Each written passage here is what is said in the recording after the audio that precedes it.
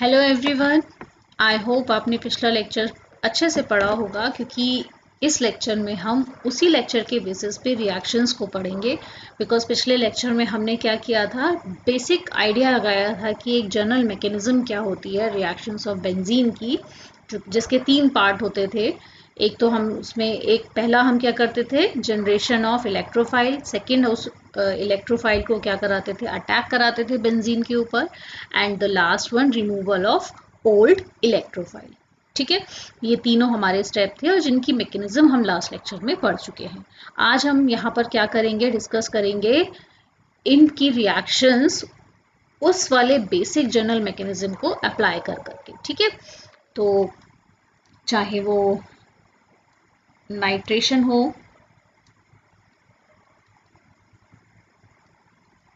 Nitration, ठीक है, तो नाइट्रेशन में क्या लगाएंगे हम, NO2। नाइट्रेशन में हम लगाएंगे NO2, यानी बेंजीन के ऊपर क्या लग जाएगा, NO2, तो वो जाएगी नाइट्रोबेंजीन। ऐसे ही एक हमारा आता है सल्फोनेशन। नेक्स्ट हम पढ़ेंगे हैलोजिनेशन। फिर हम पढ़ेंगे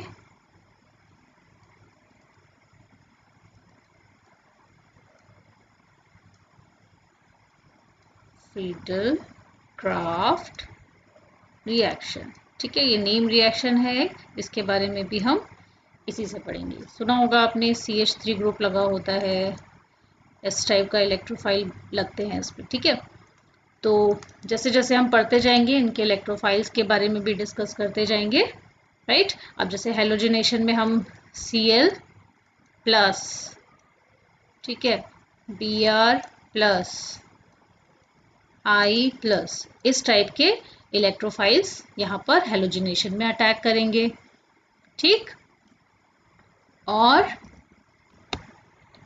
सल्फोनेशन में हमारा हो जाएगा SO3। जब आप इसको एक्चुअल में देखोगे तो ये SO3H करके अटैच होता है, तो वो हम बाद में देखेंगे जब हम सल्फोनेशन पढ़ेंगे कि ये कैसे होता है। एक चीज़ आपको परेशान कर सकती है कि हर जगह यहाँ पॉजिटिव पॉजिटिव चार्ज लगा हुआ है, ठीक है, इलेक्ट्रोफाइल्स में, लेकिन SO3 में कोई भी चार्ज हमने नहीं दिखाया है यहाँ पर। ठीक है, तो ये आपका, ऐसा नहीं कहूँगी मैं कि ये ट्विस्ट है कहानी में, ऐसा कहूँगी मैं कि इसके लिए आपको इलेक्ट्रोफाइल पढ़ने की ज़रूरत है। राइट तो क्या होता है, हम लिखते तो चले आ रहे हैं, ठीक है, कि इलेक्ट्रोफाइल ऐसा होता है, लेकिन ज़रूरी नहीं है कि इलेक्ट्रोफाइल के पास पॉजिटिव चार्ज है। हाँ, ये ज़रूरी है कि जो इलेक्ट्रोफाइल होंगे वो इलेक्ट्रॉन डेफिशिएंट होंगे। ठीक है, इलेक्ट्रोफाइल्स के पास इलेक्ट्रॉन की कमी होगी, ये पक्का है। ठीक, तो इलेक्ट्रोफाइल कहाँ भागेंगे, जहाँ पर इलेक्ट्रॉन्स होंगे, तो इलेक्ट्रॉन लविंग होंगे इलेक्ट्रोफाइल। ठीक है, तो ये कंडीशन ये SO3 सेटिस्फाई करता है। कैसे करता है, डेफिनेटली बहुत मज़ेदार तरीका है, हम देखेंगे इसकी रिएक्शन मैकेनिज्म में। ठीक है, पहली चीज़ तो ये हो गई कि ये इलेक्ट्रोफाइल हमारे ऐसे ऐसे इन रिएक्शन में लगते हैं। दूसरा जो इम्पोर्टेंट एस्पेक्ट आता है कैटलिस्ट का। कैटलिस्ट के बारे में आप क्या पढ़ते आ रहे हो इतने दिनों से, कैटलिस्ट के बारे में हम अच्छी तरह से जानते हैं ये चीज़ कि कैटलिस्ट जो होता है सिर्फ रिएक्शन को करवाने में हेल्प करता है। ठीक है, वो इटसेल्फ यूटिलाइज नहीं होता है। ठीक है, तो हम इसको क्या कर सकते हैं, रिएक्शन के बाद रिकवर कर सकते हैं। ठीक है, रिकवर्ड हो जाता है ये, तो रिएक्शन के बाद कैटलिस्ट रिकवर्ड हो जाता है। अब क्या है यहाँ पर, किस तरह के कैटलिस्ट लेंगे हम। ठीक है, तो जवाब आप ही दोगे। फॉर एग्जाम्पल, अब यहाँ हैलोजिनेशन कराना है, Cl2 लगाना है हमें। ठीक है, और Cl2 को बनाना क्या है हमें, Cl2 को बनाना है Cl प्लस। ठीक है, प्लस चार्ज बनाना है, यानी इलेक्ट्रोफाइल बनाना है। अब इलेक्ट्रोफाइल बनेगा जब, तो डेफिनेटली उसके साथ में एक Cl नेगेटिव भी बनेगा। ठीक है, ये Cl नेगेटिव कहाँ जाएगा रिएक्शन के समय? इसको भी तो रखने वाला कोई होना चाहिए। तो क्या होगा, इसको रखने के लिए फिर से हमें क्या किसकी ज़रूरत पड़ेगी? इलेक्ट्रोफाइल की। ये इलेक्ट्रोफाइल हमें किससे मिलेगा? कैटलिस्ट से। ठीक है, और हमारा कैटलिस्ट अगर इलेक्ट्रोफाइल है तो हम कौन सा कैटलिस्ट यूज़ कर रहे हैं? Lewis acid. बहुत टाइम से लुईस एसिड, लुईस बेस आप लोग पढ़ते चले आ रहे हो, तो इस बात को रिकॉल कर लीजिए कि जो लुईस एसिड होते हैं वो इलेक्ट्रोफिलिक इन नेचर होते हैं। ठीक है, अब डेफिनेटली कोई भी, मैंने आपको बताया था ना, मोइटी अटैच है, अगर वो टूटेगी तो उसमें से हम एक पार्ट को न्यूक्लियोफाइल बोल सकते हैं, एक पार्ट को इलेक्ट्रोफाइल बोल सकते हैं। ठीक है, तो जिस समय वो ब्रेक हो रहा है ये उस समय की बात है कि कौन से पार्ट को इलेक्ट्रोफाइल और कौन से पार्ट को न्यूक्लियोफाइल बोल रहे हैं। लेकिन एज अ होल, क्योंकि लुईस एसिड ये जो कैटलिस्ट हम यूज़ कर रहे हैं, फॉर एग्जांपल इसके केस में एनहाइड्रस AlCl3 यूज़ करेंगे, आगे देखेंगे हम लोग। तो एनहाइड्रस AlCl3 के पास क्या होता है? क्या है? इलेक्ट्रॉन्स की क्या है? कमी है, इलेक्ट्रॉन डेफिशिएंट है वो।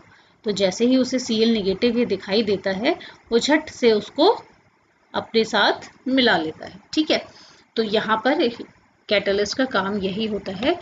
और फाइनली क्या होगा, जब ये कैटलिस्ट अपना काम कर देगा, उसके बाद ये दोबारा से कहीं से उसको न्यूक्लियोफाइल ढूंढेगा इस रिएक्शन में से, वो भी आप देखोगे कहाँ से ढूंढेगा, और फाइनली जाके उससे अटैच होके वो रिकवर हो जाएगा। ठीक है, तो कैटलिस्ट भी आपका रिकवर हो जाता है। यहाँ तक समझ में आ गई है बात? तो हम अब पहली रिएक्शन की तरफ बढ़ते हैं, दैट इज नाइट्रेशन। ठीक है, तो लीजिए आपके सामने प्रस्तुत है रंग बिरंगी नाइट्रेशन ऑफ बेंजीन की रिएक्शन। तो बच्चों, ये मजाक की बात नहीं है, एक्चुअली रंग बिरंगी मैंने इसको इसलिए बनाया है क्योंकि जैसे कि जिस कलर से मैंने जो रिप्रेजेंट किया है, आप इजीली समझ पाओ कि वो कलर गया कहाँ। मतलब कि अगर मैं इस हाइड्रोजन एटम की बात कर रही हूँ, तो ये हाइड्रोजन एटम फ्यूचर में गया कहाँ, यहाँ आया, कहाँ गया। ठीक है, राइट। अब हम देखते हैं पहला स्टेप जो कि हमने पढ़ा था, जनरेशन ऑफ इलेक्ट्रोफाइल। तो हमारा इलेक्ट्रोफाइल इसमें क्या है, हमें एज एन होल रिएक्शन अगर हम देखें, जो कि हम सबसे लास्ट में देखेंगे जब हम पूरी तीनों चीज़ें पढ़ लेंगे। तो होल रिएक्शन हम जब देख रहे हैं तो हम देख रहे हैं यहाँ पर हमें फाइनली क्या चाहिए, NO2 चाहिए, यानी हमारा जो इलेक्ट्रोफाइल है वो क्या है, NO2 है। तो हमें जनरेट करना पड़ेगा। तो पहली स्टेप हो गया जनरेशन ऑफ इलेक्ट्रोफाइल। तो यहाँ पर हमारे पास क्या है, एक एसिड जिसका नाम है HNO3। ठीक है, जो कि हमने कंसंट्रेटेड फॉर्म में लिया है। ठीक, थोड़ा सा कम एसिडिक, और ये हो गया हमारे पास एक बहुत ज़्यादा एसिडिक। ठीक है, कंसंट्रेटेड H2SO4। कुछ याद आ रहा है पिछले लेक्चर का? कैसा एसिड, एक एसिड, एक उससे कमज़ोर एसिड। इस एसिड ने इस एसिड पे दबाव बनाया। दबाव कैसा बनाया, बेचारा जो एसिड की तरह काम करने वाला था वो इलेक्ट्रॉन डोनर बन गया। ठीक है, तो होता क्या है देख लेते हैं। सबसे पहले क्या होगा, जब इसका रिप्रेजेंटेशन ऐसे कर दिया, ठीक है, HN3O, ठीक है, HNO3, ये HNO3 का रिप्रेजेंटेशन हमने कर दिया है यहाँ पे, और यहाँ पर H2SO4 का रिप्रेजेंट कर दिया। 2 H हो गए, SO4 हो गया। तो हो क्या रहा है देख लेते हैं। होता क्या है, इस H2SO4 ने क्या किया, जैसे ही अपने आस पास में लोन पेयर्स देखे तो क्या हुआ, इसको लालच आ गया और इसने क्या किया, अपना बॉन्ड ब्रेक कर दिया, और ये कैसा बन गया, ऐसा बन गया। अब ये जो H+ था ये किसकी तरफ भागा, आपके ऑक्सीजन के लोन पेयर की तरफ। ठीक है, ऑक्सीजन के लोन पेयर की तरफ भागा। तो आपको याद होगा कि लोन पेयर जो होते हैं वो कैसा बॉन्ड बनाते हैं, कोऑर्डिनेट बॉन्ड बनाते हैं। तो यहाँ पर एक कोऑर्डिनेट बॉन्ड हाइड्रोजन के साथ इसने बना लिया, और क्या बचा यहाँ पर, HSO4। ये HSO4 यहाँ एज इट इज आ गया, राइट। अब क्या होता है, अब देखो यहाँ फिर से खलबली मच गई। क्यों हो गई? H 2H हो गई, ये ऑक्सीजन हो गया। तो यहाँ पर इसने क्या कोशिश करना शुरू कर दी, अब इसका क्या मोटिव हो गया कि ये जो H2O दिख रहा है इसको मैं अलग कर लूँ किसी तरह से। इसे अलग करने के लिए क्या हुआ, इसने क्या किया, इसको मैं गंदगी को हटा देती हूँ। हाँ, तो अलग करने के लिए क्या किया, ये जो बॉन्ड है इसने अपने आप को शिफ्ट करा। ठीक है, तो यहाँ पर एक स्टेप और भी आ सकता है बीच में, बट इतना नेसेसरी नहीं है, इसलिए मैं यहाँ पर शॉर्ट कर देती हूँ उसको। तो क्या होगा, ये H2SO4 sorry water molecule H2O अलग हो जाएगा। ठीक है, और यहाँ पर ये पॉजिटिव चार्ज लेके अपना ये NO2 अलग हो जाएगा।